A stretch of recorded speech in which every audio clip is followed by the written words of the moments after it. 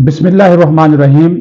आज हमारे मेहमान हैं जमीयत उलमा इस्लाम फे के मरकज़ी सेक्रेटरी इतलात मरकज़ी तर्जमान जनाब असलम गौरी साहब। उनसे साल 2024 जो गुज़रा उस पर बाद आने वाले साल 2025 की तवक्कुआत उस पर गुफ्तगू करेंगे और उसके साथ साथ जो इमरान खान और JY फे के दरमियान खट्टा मीठा चल रहा है, कभी खुशी कभी गम, तारारम भी हो रही है, उसके ऊपर भी बात करेंगे कि नतीजा क्या निकलेगा। क्या फिर मौलाना फजलुर रहमान मुलाकात के लिए जाएंगे, इमरान खान से अडयाला जेल में मिलने के लिए जाएंगे। जब पहले PDM की हुकूमत थी, मौलाना फजलुर रहमान हुकूमत का हिस्सा थे और अच्छा खासा हिस्सा थे, अब क्यों नहीं है। फिर उसके बाद क्या इमरान खान 2025 में भी जेल में रहेगा या बाहर आ जाएगा।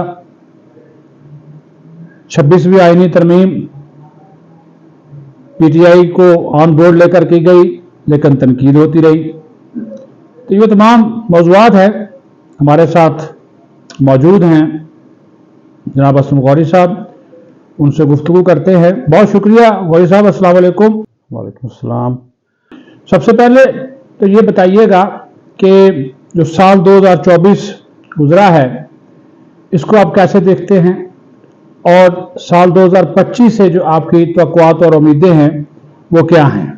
देखिए, 2000 जो हमारा ईस्वी 2024 साल गुजरा है उसमें आपको पता है कि पूरा साल ही पॉलिटिक्स के अंदर एहतजाज और इस किस्म के रहे हैं, और मैं समझता हूँ हुकूमत भी जो इन्हीं की तरफ ज़्यादा मुतवज्जो रही है, जो उसको काम करना था वो ना कर सकी। और कुछ हमारे हुक्मरानों की भी गलतियाँ होती हैं, वो भी अपने लिए खुद मसाइल ज़्यादा बना लेते हैं, खुद पैदा कर लेते हैं। तो 2024 तो पूरा इसी तरह के एहतजाजों में गुजरा है, और हम 2025 से हम बड़ी तवक्को रखते हैं। तो हुकूमत पाकिस्तान से खुसूसन जो अमन व अमान का मसला है, पूरे मुल्क का एक बड़ा ही ख़तरनाक मसला है जो बलूचिस्तान और KPK में इस वक्त चल रहा है, और कुर्रम समेत, और ये इंतहाई ख़तरनाक है। इसको ठीक करना होगा, वरना हमें पता है कि अंदरूनी अनासर को भड़का कर बाहर गैर ममालिक में जो इस वक्त आपको पता है लीबिया, शाम और दूसरे ममालिक में जो कुछ हुआ है, अंदरूनी अनासर से काम लिया जाता है। इसी तरह मैं समझता हूँ इसके बाद नंबर 2 पे अगर हम देखें तो हुकूमत मईशत की तरफ तवज्जो दे। मईशत इस मुल्क की बहुत ही ख़राब हो चुकी है और उसकी मेन वजह वही अमन व अमान है। नंबर 3 पे अगर हम देखे जाएँ तो हमारे सेहत का मामला बहुत ख़राब है, और खुसूसन बहुत से हमारे देही इलाकों में हॉस्पिटल नहीं है, बीमारियाँ आम हो चुकी हैं, और ऐसी ऐसी ख़तरनाक बीमारियाँ जिन पे आम गरीब आदमी तो इलाज नहीं करवा सकता, क्योंकि उनको इनिशियल स्टेज पे मेडिसिन नहीं मिलती, इनिशियल स्टेज पे डॉक्टर नहीं अवेलेबल, तो उसकी वजह से ये मसाइल पैदा होते हैं। और आखिरी नंबर 4 मैं समझता हूँ ये 4 प्रायोरिटी हुकूमत रख ले, और नंबर 4 जो वो है वो तालीम है, को एजुकेट करे कौम को। इस वक्त हमारे एजुकेशन के अदारे बिल्कुल तबाह हुए पड़े हैं, कोई तालीम नहीं हो रही, बच्चे बहुत परेशान हैं।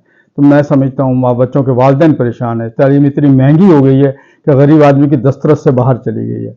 तो गवर्नमेंट को इस सिलसिले में इन सेक्टर पर खुसूसी तवज्जो की फौरी तौर पर ज़रूरत है।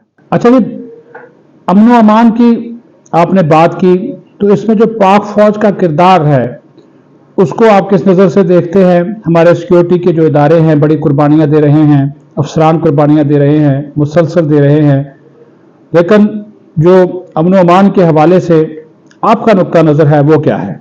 देखिए, हमारी पाक फौज का किरदार तो ये है कि हमारा दिफा उनकी जिम्मेदारी है। दिफा, मुल्क का दिफा इस वक्त बहुत ही अहम है, और मैं समझता हूँ कि उस पर उनका किरदार बड़ा अहम है।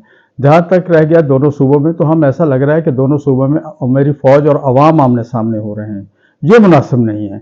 मैं समझता हूँ फ़ौज को और अवाम को, चाहे वो दहशतगर्दी के लेवल में हूँ, चाहे अलहदगी पसंद के शक्ल में हूँ, डायरेक्ट फ़ौज को इन्वॉल्व नहीं होना चाहिए। हमारे दूसरे अदारे जो हैं उन अदारों से काम लेना चाहिए।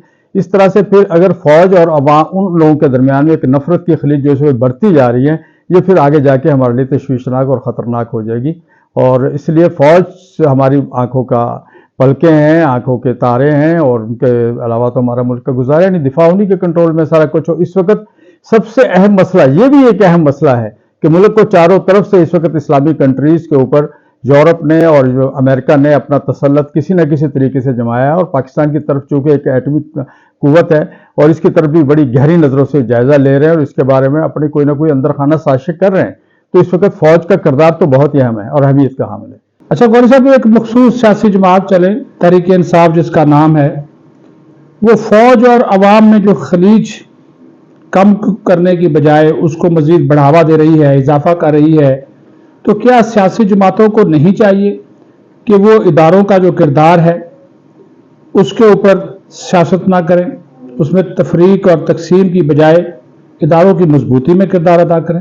دیکھیے، اس میں کچھ شکایات سیاسی جماعتوں کو بھی ہمارے اداروں سے ہیں کہ وہ اپنی لمٹ کراس کر جاتے ہیں، اور ان کو بھی اپنی لمٹ کے دیکھو، آئین پاکستان کے اندر ہر ادارے کو ایک اختیارات دیے گئے ہیں اور بڑا سوچ سمجھ کے ہیں اور سب اس پہ مطمئن ہیں، اور آئین پاکستانی واحد میثاق ہے ہمارے دوران کہ تمام پارٹیاں اس کے اوپر متفق ہیں، تو وہ ایک ملک کی واحد میثاق ہے، تو اس کے اندر بڑے اختیارات ہیں آرمی کے پاس بھی، اداروں کے پاس بھی، اور ان کو اختیارات کو وہ استعمال کر سکتے ہیں اور کر رہے ہیں، لیکن جب وہ اختیارات سے باہر نکلتے ہیں تو کچھ لوگ اس کا ناجائز فائدہ اٹھاتے ہیں اور وہ فائدہ اٹھا کے عوام اور ان کے درمیان میں ایک فاصلہ قائم کرنے کی کوشش کرتے ہیں۔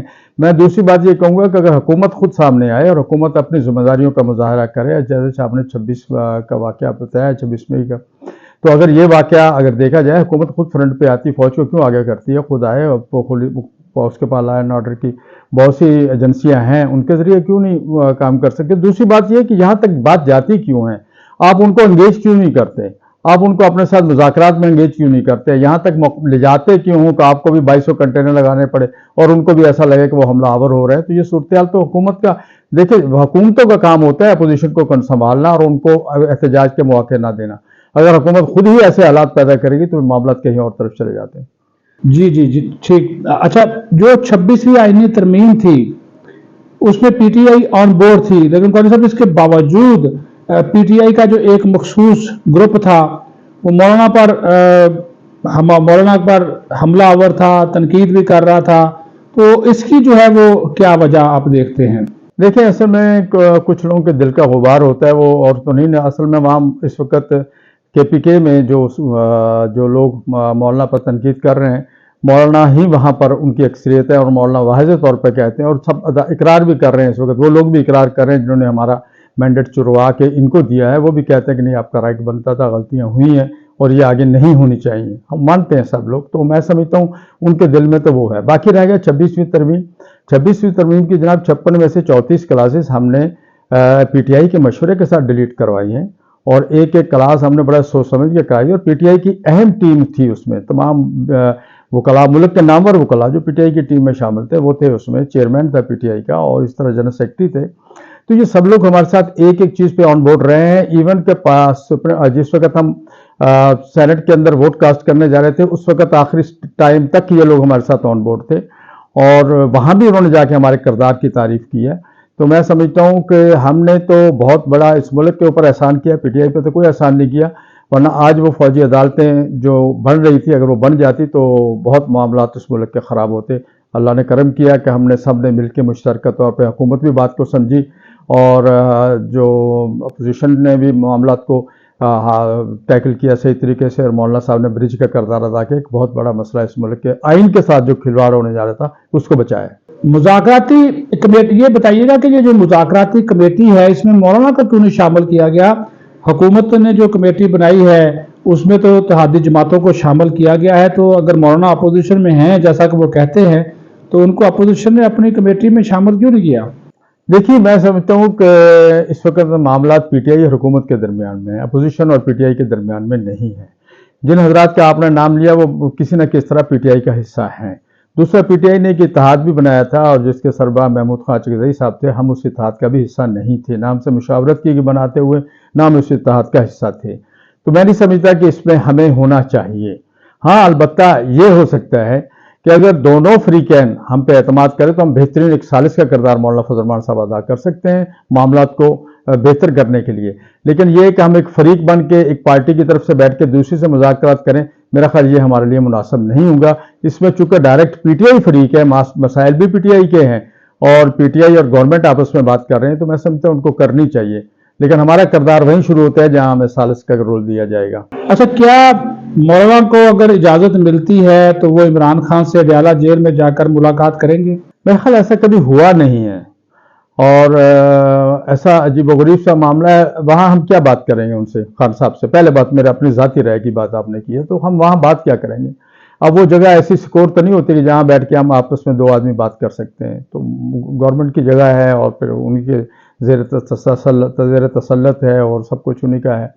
دوسری اہم بات یہ ہے کہ اب مولانا فضل الرحمان صاحب ایک پارٹی کے ہیڈ ہیں، خان صاحب دوسری پارٹی کے ہیڈ ہیں، تو ان دونوں کے درمیان میں پہلے ایک معاملہ تو طے ہے کہ ہم نے کرنا کیا ہے، وہاں کیوں جا رہے ہیں، فوٹو سیشن تو نہیں ہے، اور شاید فوٹو سیشن کی پرمیشن بھی وہاں نہیں ہے۔ تو مقصد یہ ہے کہ اگر جانا ہے، ملنا ہے، پہلے بات تو یہ کوئی سنجیدہ سے ابھی تک ہمیں دعوت نہیں ہے، کوئی سنجیدہ دعوت نہیں ملی ہے۔ اگر کوئی سنجیدہ دعوت ملے گی غور و خوض کریں گے، اور اس کے لیے پہلے سب سے پہلے ہمیں یہ سوچنا ہوگا کہ ہمارے وہاں ٹی آر او کیا ہوں گے، دونوں پارٹیاں طے کریں گے کن معاملات پہ ہم نے بیٹھ کے بات چیت گپ شپ کرنی ہے، وہاں پر مذاکرات ہوں گے۔ لیکن اس کے لیے میری پارٹی کے مختلف فورم ہیں، فورم طے کریں گے کہ مولانا صاحب خود جائیں گے یا ہماری کوئی ٹیم جائے گی۔ جس طرح میں نے اپنے انٹرو میں بھی کہا کہ پی ڈی ایم میں تو آپ ساتھ تھے، روح رواں تھے، اچھا خاصا کیبنٹ میں آپ کا حصہ تھا، لیکن ابھی آپ ساتھ نہیں ہیں، اس کی کیا وجہ ہے؟ دیکھیے، بات یہ ہے کہ ہم نے 2018 کے انتخابات کے خلاف تحریک چلائی تھی، اور یہ تھا کہ الیکشن جعلی الیکشن ہیں، درست الیکشن نہیں ہوئے۔ نون لیگ بھی ہمارے ساتھ تھی، اور یہ اپنا اس وقت پی ٹی آئی حکومت میں تھی، نون لیگ ہمارے ساتھ تھی، پیپلز پارٹی ہمارے ساتھ تھی۔ ہم سب نے ملا کے اپوزیشن پارٹیوں کو ملا کے اتحاد بھی بنایا، گو کہ گراؤنڈ پہ میں تھا، میری پارٹی تھی، ہم لوگ تھے، ہمارے ورکر تھے، ہم نے ان سب کو ساتھ ملا کے ایک مشاورت کی حد تک ان کو ساتھ رکھا اور پی ڈی ایم بنائی اور چلایا۔ لیکن ہمیں گلا یہ ہے کہ 2024 میں اس سے بدتر انتخابات ہوئے ہیں، اور اب وہ پی ٹی آئی جو 2018 کے انتخابات کو کہہ رہی تھی کہ بہت ٹھیک انتخابات ہیں، اب 2024 کی پوزیشن یہ ہے کہ وہ پی ٹی آئی بھی کہہ رہی ہے انتخابات صحیح نہیں ہے، اور خود پیپلز پارٹی بھی یہی کہہ رہی ہے، خود نون لیگ بھی یہی کہہ رہی ہے، لیکن وہ کہہ رہے ہیں فلاں صوبے میں میرا مینڈیٹ چرایا، فلاں میں میرا چرایا۔ تو بات یہ ہے کہ اگر انتخابات 2024 میں صحیح نہیں ہوئے تو پھر آپ حکومت میں کیوں چلے گئے؟ پھر آپ اس پہ آتے، آپ بات کرتے، بیٹھتے، دوبارہ انتخابات کی طرف لے جاتے ہیں ملک کو۔ لیکن یہ کہ آج انتخابات درست ہیں، اس وقت انتخابات غلط ہیں۔ میں کل بھی، میری پارٹی بھی اور ہم بھی وہی کھڑے تھے کہ انتخابات درست نہیں، اور آج بھی وہی کھڑے ہیں کہ انتخابات درست نہیں ہیں۔ میرے دونوں دوست ہمیں چھوڑ کے جا کے حکومت میں بیٹھ گئے۔ آپ نہیں سمجھتے کہ نون لیگ کو مولانا کے تحفظات دور کرنا چاہیے تھے؟ حالانکہ نون لیگ جب شکنجے میں تھی تو مولانا نے ان کا ساتھ دیا اور شکنجے سے مولانا کو مسلم لیگ نون کو نکالا۔ دیکھیے، نون لیگ کو تو بہت سے فائدے ہمارے ملے اس سے، جس کو ساتھیوں نے مختلف نام دیے، حالانکہ حقیقت ایسا نہیں ہے، پر اس کا فائدہ ضرور ہوتا ہے۔ جب آپ کوئی اپوزیشن تحریک چلاتی ہے تو کسی نہ کسی پارٹی کو کسی نہ کسی حد تک فائدہ ہوتا ہے، تو اس تحریک کا حصہ ہوتے ہیں۔ اس کا فائدہ مسلم لیگ نون کو بھی ملا، پیپلز پارٹی کو بھی ملا۔ پیپلز پارٹی کی کیا آپ کو یاد ہوگا کہ ملک سے باہر چلی گئی تھی، دبئی بیٹھے ہوئے تھے، کہیں بیٹھے ہوئے تھے، کچھ تو آیا گلگت بھی گئے تھے۔ تو اسی طرح نون لیگ کی کیا بھی ملک سے باہر چلی گئی تھی۔ ہم نے اس تحریک کو چلایا، لیکن الیکشن کے دوران میں ہی ایسے حالات پیدا ہوئے ہیں کہ پیپلز پارٹی نے بھی آنکھیں پھیر لی، نون لیگ نے بھی آنکھیں پھیر لی، جو کہ ہمیں پنجاب اور سندھ کی حد تک ان دونوں پارٹیوں سے تعاون چاہیے تھا کہ پی کے اور بلوچستان میں نہ ان کی سے ہے نہ بنتی ہے، اور وہاں وہ زبردستی اگر چند وڈیروں کو ساتھ ملا کے کر لیتے ہیں، تو ہمیں ان دو صوبوں میں چاہیے تھا۔ دونوں صوبوں میں ہم سے انہوں نے پہلو تہی کی، اور وہ جو ہماری جو اتنی ایک محبت اور پیار اور اکٹھا ہوا تھا میرے ورکر کا، اس کو ٹھیس پہنچی۔ تو یہ وہ میں سمجھتا ہوں کہ انہوں نے ہمارے ساتھ زیادتی تو کی ہے۔ چلیے، آخری سوال ہے جی، 2025 میں دیکھتے ہیں کہ عمران خان جیل سے باہر آ جائے گا یا جیل میں رہے گا، سزائیں ہوں گی، کیا دیکھتے ہیں؟ دیکھیں، عمران خان کا مسئلہ اس وقت میں سمجھتا ہوں عدالتوں کے اندر ہے، اور بہت سی چیزوں کو فیس کر رہے ہیں، بہت سے مقدمات کو فیس کر رہے ہیں۔ اس طرح کے مقدمات میاں نواز شریف صاحب بھی فیس کرتے رہے ہیں، آصف علی زرداری بھی 6-7 سال شاید آپ کو یاد ہو جیل میں رہے ہیں، اسی طرح کے مقدمات تھے۔ سیاستدان 11 سال سیاستدان ملک میں یہ ہوتا رہتا ہے، ان کے خلاف مقدمات بنتے رہتے ہیں، عدالتوں کو فیس بھی کرتے رہتے ہیں، اور میرا خیال ان کے پاس بہترین وکلاء کی ٹیم ہے، اور اگر ان کے وکلاء کی ٹیم بہترین انداز میں اپنے مقدمات لڑے گی تو میں سمجھتا ہوں وہ رہا ہو سکتے ہیں، اور ڈیپینڈ کرتا ہے ان کے وکلاء کی بہترین ٹیم کے اوپر اور ان کے مقدمہ لڑنے کی صلاحیت کے اوپر۔ جی، بہت شکریہ جناب اسلم غوری صاحب، آپ کے وقت آپ نے ان کی گفتگو سنی۔ امید ہے جو ہمارے سوالات ہیں اور ان کے جو جوابات ہیں وہ آپ کو شاید 100% تو مطمئن نہ کر پائیں، لیکن جو ہمارے ذہن میں سوالات آئے ان کے جوابات بھی آپ نے سن لیے ہیں۔